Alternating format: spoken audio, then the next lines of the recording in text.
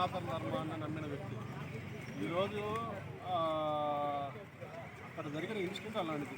వాళ్ళు హిందువులకు అని పేరు అడిగి మరి హిందువా కాదని చెక్ చేసి మరీ చంపారంటే అది హిందువులను టార్గెట్ చేసిందా?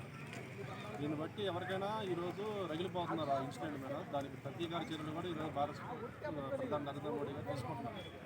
అలాగే పాకిస్తాన్కు సంబంధించిన వాళ్ళందరూ కంప్లీట్ చేస్తున్నారు. వాళ్ళకి వాటర్ కూడా ఆపేసేసారు. అంటే వాళ్ళు కూడా అక్కడ నుంచి ప్రెస్ మీట్లు పెట్టి మరి మేము యుద్ధం ప్రకటిస్తున్నాం, ఏం చేసుకుంటారు, యుద్ధం ప్రకటిస్తే అసలు ఇండియా ఇంటికి కూడా జరగలేరు పాకిస్తాన్ వాళ్ళు. ఇండియా దగ్గర ఈరోజు ఒక సమర్థవంతమైన నాయకుడు ఈరోజు దేశ ప్రధానిగా ఉన్నారు నరేంద్ర మోడీ గారు. ఆయన ఒక ఛత్రపతి శివాజీ లాంటి నాయకుడు.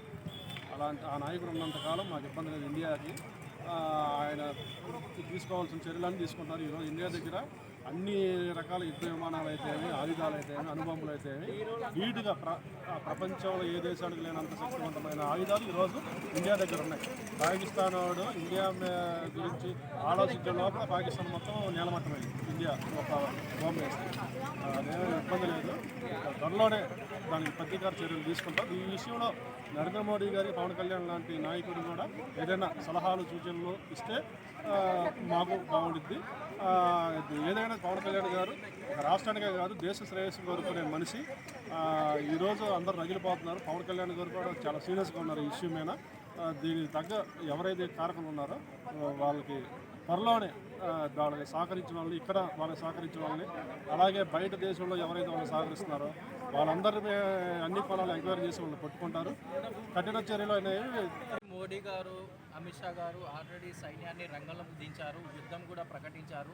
ఆల్రెడీ సింధు జలాల్ని కూడా ఆపేశారు. ఆపేయడంతో వాళ్ళు యుద్ధాన్ని కూడా ప్రకటించారు.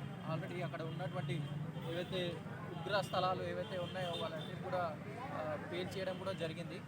సో ఇలాంటి చర్యలు ఇంకోసారి పాకిస్తాన్ ఉగ్రవాదులు మనపైన, అమాయకమైన ప్రజలపైన ఇలాంటి దాడి చేయడం వల్ల సరైన గుణపాఠం అయితే మన మోడీ ప్రభుత్వం అయితే చెప్తుంది. అంటే ఇప్పుడు యుద్ధం అవసరం అంటారా, లేదంటే వాళ్ళ నిజంగానే వాళ్ళకి ఇచ్చే వనరులు ఆపేస్తే సరిపోతుంది? ఇప్పుడు యుద్ధం అంటే ఎక్కడైతే ఉగ్రవాద సంస్థలు ఉంటున్నాయో వాళ్ళు ఇక్కడి నుంచి అసలు ఆ పునాదులు లేకుండా చేస్తే మనకు ఇంకోసారి మన పైన దాడి చేసే సాహసం కూడా చేయాలి.